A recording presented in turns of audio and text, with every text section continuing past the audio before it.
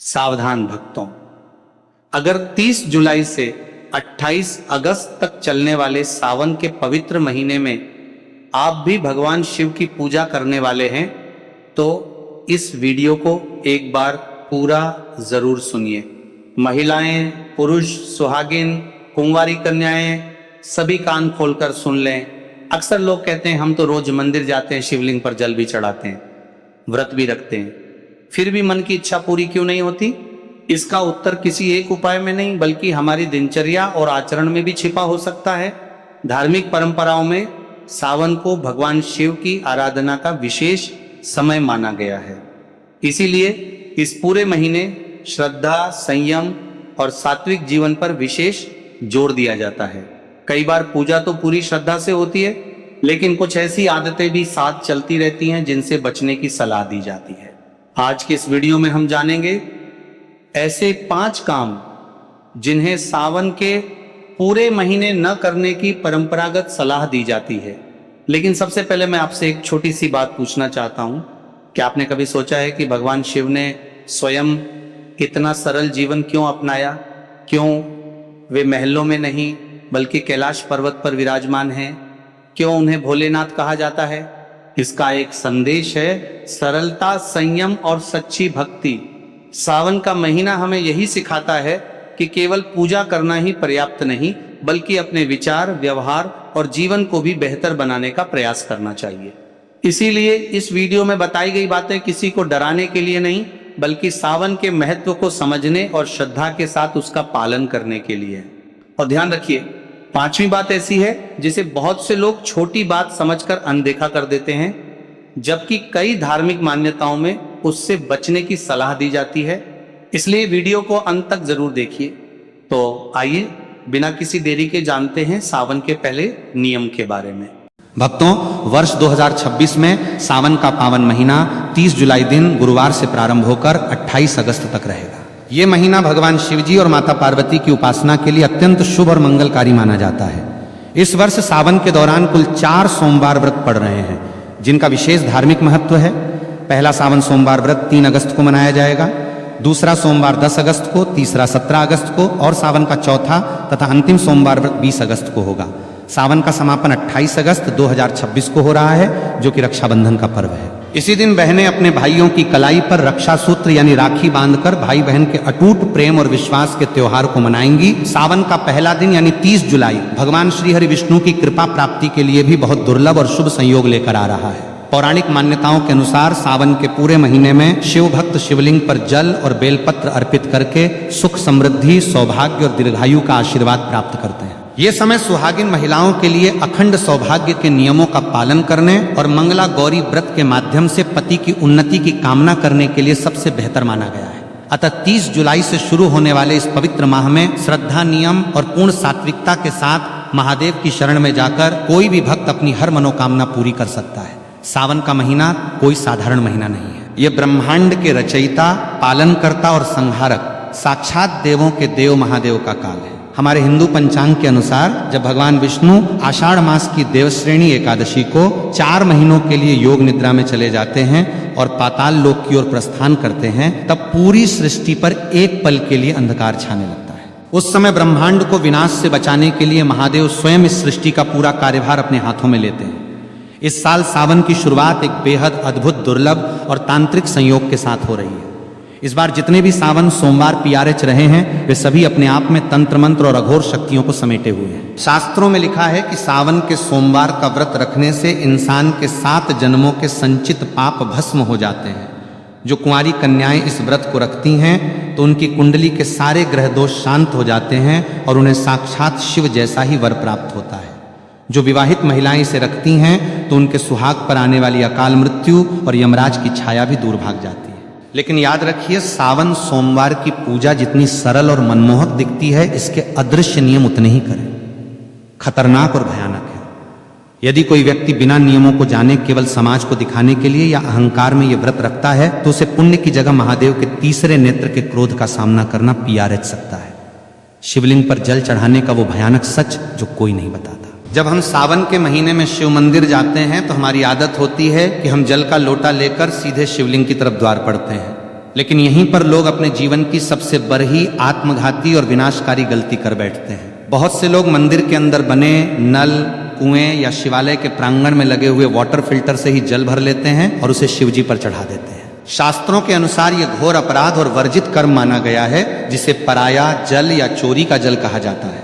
मंदिर का जल केवल वहां के पंडित पुजारी या उस प्रांगण में रहने वाले सेवादारों के लिए होता है, क्योंकि वो मंदिर परिसर ही उस पुजारी का घर होता है।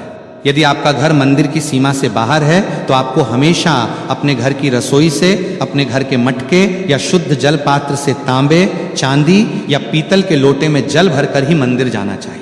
इसके पीछे का सबसे बड़ा आध्यात्मिक और वैज्ञानिक रहस्य यह है कि जब आप अपने घर से जल लेकर पैदल या किसी माध्यम से शिव मंदिर की ओर निकलते हैं तो रास्ते भर आपके घर की नकारात्मक ऊर्जा, आपके परिवार की बलाएं, पितरों का कष्ट और आपके शरीर की बीमारियां उस जल के भीतर समाने लगती हैं।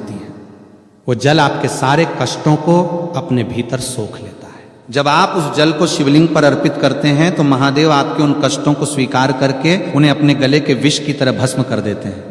लेकिन यदि आप मंदिर का ही जल लेकर वहीं चढ़ा देंगे तो आपने अपने घर का कोई कष्ट महादेव को सौंपा ही नहीं। आपकी वो यात्रा अधूरी रह गई और उस पूजा का फल शून्य हो गया। शिवलिंग के गिरते जल के चमत्कारी और डरावने फायदे। शिवलिंग पर जब जल की अखंड धारा गिरती है तो वह शिवलिंग के नीचे बनी जलहरी से होते हुए एक निश्चित दिशा में बह जाती है। शास्त्रों में उस बहते हुए जल को साक्षात अमृत और शिव की अलौकिक ऊर्जा का महापुंज माना गया है। पहला कर नियम यह है कि जब आप जल चढ़ा लें तो उस जलहरी से बाहर बहते हुए जल को कभी भी भूलकर लांघना नहीं चाहिए, क्योंकि वो ऊर्जा इतनी तीव्र और तांत्रिक होती है कि यदि कोई साधारण इंसान उसे लांघता है तो उसके शरीर का चक्र बिगड़ सकता है और उसका मानसिक संतुलन तक हिल सकता है। लेकिन शास्त्र कहते हैं कि उस गिरते हुए जल को किसी मुसाफिर या भक्त को थोड़ा सा अपने पात्र में रोक लेना चाहिए। उस जल को अत्यंत पवित्र और चमत्कारी मानकर अपने घर ले आना चाहिए। यदि आपके घर में किसी छोटे बच्चे को या किसी बड़े बुजुर्ग को बहुत तेज बुखार आ गया हो, जिस पर डॉक्टरों की दवाइयां भी काम करना बंद कर चुकी हो, तो इस दिव्य जल के कुछ छींटे उस बीमार व्यक्ति के ऊपर मार दें या उसे 2 बूंद ये जल पिला दें। आप अपनी आंखों से देखेंगे कि महादेव की कृपा से वो भयंकर और जानलेवा बुखार भी मिनटों में गायब हो जाएगा। इतना ही नहीं, यदि किसी व्यक्ति की आंखों में हमेशा कीचड़ जाता हो या आंखें लाल रहती हो या जलन होती हो या उम्र के साथ आंखों की रोशनी धुंधली पड़ती जा रही हो, तो इस जल को सुबह सुबह अपनी आंखों पर पलकों के पास लगाना शुरू करें। धीरे धीरे आंखों का सारा भयंकर विकार दूर हो जाएगा और आपकी आंखों की रोशनी इतनी तेज होने लगेगी कि बरही से बरही बीमारी महादेव की कृपा से पूरी तरह साफ और चमकदार हो जाएगी। महाउपाय बेल की जरेज का ताबीज, तंत्र काट और खान पान का करहा पहरा।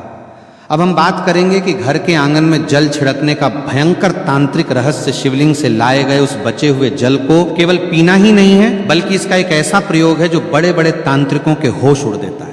यदि आप इस जल को अपने घर के आंगन में, घर के चारों कोनों में, तिजोरी के पास और मुख्य द्वार पर छिड़कते हैं तो आपके घर के आसपास मंडराने वाली भयंकर से भयंकर अदृश्य शक्तियां, भूत प्रेत, अतृप्त आत्माएं और नकारात्मक बाधाएं चीखते हुए उस स्थान को हमेशा के लिए छोड़कर भाग जाती है। अगर किसी दुष्ट व्यक्ति ने या आपके दुश्मन ने आपके घर पर कोई टोना टोटका, मूठ करनी या तांत्रिक क्रिया की होगी जिसके कारण आपके घर में बीमारियां और कंगाली रहती हैं, तो शिवजी के इस चरणामृत के स्पर्श मात्र से वो तंत्र उसी क्षण उल्टा घूमकर करने वाले पर वार कर देता है। घर की सुख शांति जो सालों से गायब थी वो वापस लौट आएगी और घर में बरकत होने लगेगी। लेकिन एक डरावनी चेतावनी याद रहे कि इस जल को कभी भी पैर नहीं लगना चाहिए और ना ही इसे किसी गंदे या अशुद्ध स्थान पर रखना चाहिए और ना ही इसे बाथरूम के आसपास ले जाना चाहिए, अन्यथा इसके परिणाम बहुत ही भयानक और विनाशकारी हो सकते हैं। जल और दूध में क्या मिलाकर चढ़ाएं और धतूरे का गुप्त गणित भोलेनाथ को प्रसन्न करने के लिए केवल सादा जल ही काफी है, क्योंकि भोले बाबा आशुतोष हैं। लेकिन यदि आप अपने जीवन की किसी विशेष और बहुत पुरानी और अधूरी मनोकामना को पूरा करना चाहते हैं तो जल में कुछ विशेष गुप्त वस्तुएं मिलाना अनिवार्य है। सावन के महीने में यदि आप शिवलिंग पर गन्ने का ताजा रस या जूस चढ़ाते हैं तो माता लक्ष्मी जी आपके घर में साक्षात बंध जाती है और दरिद्रता कितनी भी बड़ी हो या कर्ज का पहाड़ कितना भी ऊंचा हो, वो महादेव के सामने घुटने टेक देता है। यदि आपको लगता है कि आपके घर में पितृदोष है या राहु केतु की महादशा चल रही है या बनते काम एन वक्त पर बिगड़ जाते हैं, तो जल के अंदर थोड़े से काले तिल मिलाकर AUM नमः शिवाय का 108 बार जाप करते हुए शिवलिंग पर अर्पित करें। अब बात करते हैं शिवजी के सबसे प्रिय और खतरनाक फल धतूरे की लोग अनजाने में पैरों से तोड़कर जितने मर्जी धतूरे शिवलिंग पर सजा देते हैं, जो कि पूरी तरह गलत और वर्जित है। शास्त्रों के अनुसार शिवलिंग पर धतूरा को हमेशा विषम संख्या में ही चढ़ाना चाहिए, जैसे कि केवल 1, 3 या 5 धतूरा। असल में इंसान के भीतर छिपे काम, क्रोध, लोभ, मोह और अहंकार का प्रतीक है। जब आप विषम संख्या में धतूरा चढ़ाते हैं तो आप अपनी इन मानसिक बुराइयों और जहर को महादेव के चरणों में सौंप रहे होते हैं। इसके साथ ही सावन में पंचामृत का भोग लगाना चाहिए, जिसमें शुद्ध गाय का कच्चा दूध, गाढ़ा दही, घर का निकाला हुआ घी, शुद्ध शहद और मिश्री की शक्कर शामिल हो। यह सभी सामग्री शिवजी को तृप्त करती है, लेकिन याद रखें कि पंचामृत में कभी भी बाजार की डिब्बा बंद या मिलावटी चीजों का इस्तेमाल भूलकर भी ना करें। व्रतधारियों के लिए तो दूध पीने की सख्त मनाही का वैज्ञानिक और धार्मिक सच सावन के महीने में व्रत रखने वाले भक्तों को एक ऐसी गुप्त बात का ध्यान रखना चाहिए जो अक्सर लोग अनदेखा कर देते हैं और बाद में पछताते हैं। यदि आपने सावन सोमवार का व्रत रखा है या पूरे सावन के नियम का पालन कर रहे हैं तो आपको भूल कर भी दूध का सेवन नहीं करना चाहिए। इसके 2 बहुत बड़े और ठोस कारण हैं। पहला कारण पूरी तरह धार्मिक है। सावन के महीने में दूध पूरी तरह से भगवान शिव को समर्पित होता है, क्योंकि समुद्र मंथन के समय निकले विष के कारण उनके कंठ में जो भयंकर जलन हो रही थी, उसे शांत करने के लिए सभी देवताओं ने उन पर दूध और जल चढ़ाया था। जो चीज सीधे भगवान को अर्पित की जा रही हो, उसे व्रतधारी स्वयं ग्रहण नहीं कर सकता। इसे उच्चिष्ट या दोष माना जाता है। दूसरा कारण वैज्ञानिक और डरावना है। सावन में चारों तरफ भारी वर्षा होती है जिससे जमीन पर अजीबोगरीब की माकोरहे फंगस और जहरीली घास उगाती है। जब गाय और भैंस इस घास को चरती हैं तो वो विषैला तत्व उनके दूध में भी आ जाता है। सावन के दिनों में इंसान की जठराग्नि यानी पाचन शक्ति बहुत कमजोर होती है, इसलिए इस समय दूध पीना साक्षात पेट की भयंकर बीमारियों और विष को न्योता देना है। ये दूध केवल छोटे बच्चों, असहाय बुजुर्गों या भयंकर रूप से बीमार लोगों को ही दिया जाना चाहिए, क्योंकि उनके जीवन की रक्षा के लिए शास्त्रों में विशेष छूट है। एक स्वस्थ व्रतधारी अगर सावन में दूध पीता है तो उसका व्रत तत्काल प्रभाव से दूषित और खंडित हो जाता है। कुत्तू के आटे का डरावना सच की है मकोरहे और व्रत टूटने का भय। व्रत के दौरान लोग फलाहार के नाम पर कुत्तू के आटे की पूरियां, पकौड़ियां, पराठे या हलवा भरे चाव से खाते हैं और सोचते हैं कि उन्होंने बहुत पवित्र भोजन किया है। लेकिन क्या आपको पता है कि बाजार में मिलने वाले कुत्तू के आटे में एक ऐसा डरावना रहस्य छिपा है जो आपके व्रत को पूरी तरह नष्ट करके आपको नरक का भागी बना सकता है। कुत्तू का आटा काफी समय पहले पीसकर बोरियों में बंद करके रखा जाता है, जिसके कारण नमी पाकर उसके भीतर बहुत ही बारीक, सूक्ष्म और छोटे छोटे कीड़े मकोड़े पैदा हो जाते हैं, जिन्हें बिना गौर किए नग्न आंखों से देखना नामुमकिन सा होता है। यदि आप बाजार से पैकेट या खुला आटा लाकर बिना उसे अच्छी तरह जांचें और बिना बहुत बारीक छलनी से छाने सीधे तेल में तलकर इस्तेमाल कर लेते हैं तो अन्न जाने में आप उन सैकड़ों जीवित जीवों और कीड़ों को भी पकाकर खा जाते हैं। शास्त्रों में साफ साफ लिखा है कि व्रत के दौरान यदि आपके पेट में एक भी कीड़ा या जीव चला गया तो वो मांस भक्षण यानी मांस खाने के बराबर माना जाएगा। जैसे ही आपने अनजाने में भी उस मांस रूपी की को खाया तो आपका व्रत उसी क्षण पूरी तरह टूट गया और आपको व्रत के पुण्य की जगह जीव हत्या का भयंकर पाप लग गया और आपका मानस पूरी तरह अपवित्र हो गया। इसलिए जब भी कुत्तू के आटे का प्रयोग करें, लेकिन उसे पहले धूप में सुखाएं और बारीक छलनी से 3 बार छानें और पूरी तरह आश्वस्त होने के बाद ही खाएं। व्रत में नमक के नाम पर केवल और केवल शुद्ध सेंधा नमक का ही प्रयोग होना चाहिए। साधारण समुद्री नमक का एक दाना भी व्रत को नष्ट कर देता है। बेल के पैरे की झड़ का ताबीज और अदृश्य शक्तियों का परछाई नाश सावन के महीने में बेल पत्र का महत्व तो बच्चा बच्चा जानता है, लेकिन बेल के पैर की जरज में जो तांत्रिक, सुरक्षात्मक और अलौकिक शक्तियां होती हैं उसके बारे में कोई नहीं बात करता। सावन के किसी भी सोमवार को सुबह सूर्योदय से पहले उठकर स्नान करके बेल के प्राचीन वृक्ष के पास जाएं, वहां धूप दीप जलाकर प्रार्थना करें और उसकी जड़ का एक छोटा सा टुकड़ा कुल्हार ही या लोहे से नहीं बल्कि लकड़ी या हाथ से प्यार से तोड़ कर ले आए। उस टुकड़े को गंगा जल और गाय के कच्चे दूध से धोकर पहले शिवलिंग पर स्पर्श कराएं और फिर उसे महादेव का प्रसाद मानकर वापस ले लें। इसके बाद उस चको, चांदी, तांबे या पीतल के किसी ताबीज के अंदर भरकर काले या लाल धागे की मदद से अपने गले में या दाहिनी बाजू पर बांध लें। ये कोई साधारण लकर ही नहीं रह जाती, ये साक्षात महादेव का त्रिशूल और सुरक्षा कवच बन जाती है। इस ताबीज को पहनने के बाद दुनिया का कोई भी ओझा तांत्रिक, कोई भी बुरी नजर, मूठ, भूत, प्रेत, डाकनी, शाकनी या हवा में घूमने वाली नकारात्मक शक्ति आपके आसपास भी नहीं भटक सकती। यदि आपको रात में डरावने सपने आते हैं, अचानक छाती पर वजन महसूस होता है या आपको लगता है कि आपके ऊपर किसी ने कुछ टोना कर दिया है, तो ये JRH उस पूरी बला को अपने भीतर सोख लेगी। इसे पहनने के बाद आपका रुका हुआ कारोबार, आपकी नौकरी और आपका जीवन बहुत तेजी से सफलता की ऊंचाइयों की ओर बढ़ने लगेगा। वैवाहिक जीवन के करे प्रतिबंध वर्जित कर्म और महादेव की परीक्षा के संकेत और पतितप के रिश्ते का वह करवा सच जिससे व्रत सफल या निष्फल होता है, भगवान शिव और माता पार्वती इस पूरी सृष्टि के सबसे पहले, सबसे आदि और सबसे आदर्श पतिपत्नी है। इसलिए सावन के व्रत में पतित के आपसी व्यवहार और मानसिक पवित्रता का बहुत गहरा और सीधा संबंध होता है। जो पतित सावन के महीने में या विशेषकर सोमवार के व्रत के दिन आपस में गाली गलौज करते हैं या एक दूसरे को नीचा दिखाते हैं, ताने मारते हैं या आपस में भयंकर लड़ाई झगड़ा और क्लैश करते हैं, उन्हें सावन का व्रत रखने का कोई अधिकार नहीं है। यदि ऐसी अशांत स्थिति में आप भूखे रहकर व्रत रखते भी हैं तो महादेव आपके उस व्रत को कभी स्वीकार नहीं करते। आपका भूखा रहना केवल एक शारीरिक प्रताड़ना और नाटक बनकर रह जाता है और आपके पुण्य की सारी ऊर्जा उसी क्षण नष्ट हो जाती है। शास्त्रों के अनुसार देवी देवता हमेशा पति के प्रेमपूर्ण जोड़े की सामूहिक सकारात्मक और ऊर्जा से ही प्रसन्न होते हैं। यदि आपका पति आपसे प्यार से बात करके या आपकी सहमति से आपको खुश रखकर किसी काम के सिलसिले में नौकरी पर या विदेश गया है तो पत्नी घर पर रहकर पूरी निष्ठा से व्रत रख सकती है। लेकिन यदि दोनों के बीच भयंकर क्लेश हुआ है, पत्नी रोते हुए और पति को गाली देते हुए अपने मायके जाकर बैठ गई है और वहां सावन का व्रत रख रही है, तो वो व्रत पूरी तरह निष्फल है। कोर्ट मैरिज और अधूरी शादी वाली महिलाओं के लिए शास्त्रों का करह निषेध आज के आधुनिक और पाश्चात्य युग में बहुत से युवा कोर्ट में जाकर कागजों पर दस्तखत करके शादी कर लेते हैं और समाज में उसे ही अपना पूरा विवाह मान लेते हैं। लेकिन सनातन शास्त्रों, वेदों और हिंदू धर्म के अनुसार कोर्ट मैरिज एक पूरी तरह अधूरा और केवल कानूनी विवाह है। धार्मिक नहीं, जब तक पवित्र अग्नि को साक्षी मानकर वैदिक मंत्रोवार के बीच कन्यादान और 7 फेरे नहीं लिए जाते तब तक वो विवाह आध्यात्मिक रूप से पूर्ण नहीं माना जाता। शास्त्रों के अनुसार ऐसी अधूरी शादी वाली महिलाओं को सावन का मुख्य और कर व्रत रखने से बचना चाहिए, क्योंकि जब तक विवाह के 7 फेरे पूरे नहीं होते तब तक महिला को अपने पति के आधे पुण्य की प्राप्ति नहीं होती और ना ही वो धार्मिक रूप से अर्धांगिनी कहलाती है। यदि ऐसी महिलाएं व्रत रखना चाहती हैं तो उन्हें पहले विधिवत रूप से भगवान शिव और माता पार्वती जी के सामने 7 फेरे या विवाह की रस्में पूरी करनी चाहिए, तभी उनका व्रत पूर्ण रूप से फलदायी माना जाएगा और उन्हें सौभाग्य की प्राप्ति होगी। कुंवारी कन्याओं और विवाहित महिलाओं के लिए शिवलिंग स्पर्श का रहस्यमय नियम सावन के महीने में कुंवारी कन्याएं मनचाहा और संस्कारी वर पाने के लिए और शादीशुदा महिलाएं अपने पति की लंबी उम्र तथा अखंड सौभाग्य के लिए व्रत रखती हैं। लेकिन यहां भी एक बहुत बड़ा और सख्त नियम है जिसे हर महिला को जानना बेहद जरूरी है।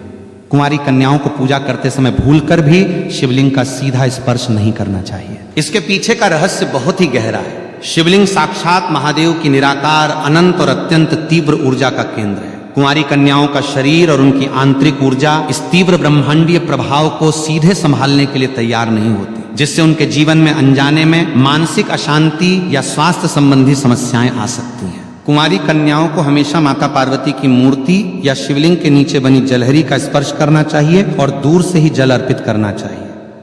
इसके विपरीत जो महिलाएं विवाहित हैं, जिनका वैदिक विवाह पूर्ण हो चुका है, वे शिवलिंग का स्पर्श कर सकती हैं, उसे अपनी उंगलियों से चंदन भी लगा सकती हैं और उसकी अच्छे से सेवा कर सकती हैं।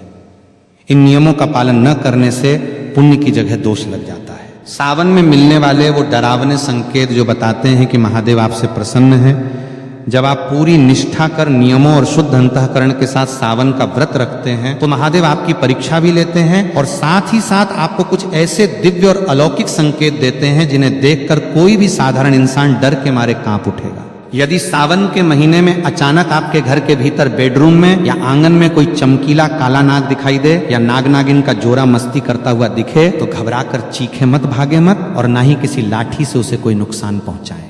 ये इस बात का बेहद खतरनाक, अचूक और साक्षात संकेत है कि स्वयं महादेव के गण आपके घर की सुरक्षा करने आ चुके हैं। इसका मतलब है कि आपकी भक्ति पूर्ण रूप से सफल हो चुकी है और आपकी कोई बड़ी अधूरी मनोकामना बहुत जल्द पूरी होने वाली है। इसी तरह यदि सावन के दिनों में अचानक आपके घर के मुख्य द्वार पर कोई भूखी गाय आ जाए या साक्षात नंदी महाराज आकर खड़े हो जाएं और अपनी पूंछ हिलाएं तो समझ जाइए कि महादेव स्वयं नंदी पर सवार होकर अदृश्य रूप में आपके दुखों का अंत करने आए हैं। आपको तुरंत भागकर उन्हें हरी घास, गुड़ या शुद्ध भोजन कराना चाहिए और उनके माथे पर कुमकुम का तिलक लगाना चाहिए।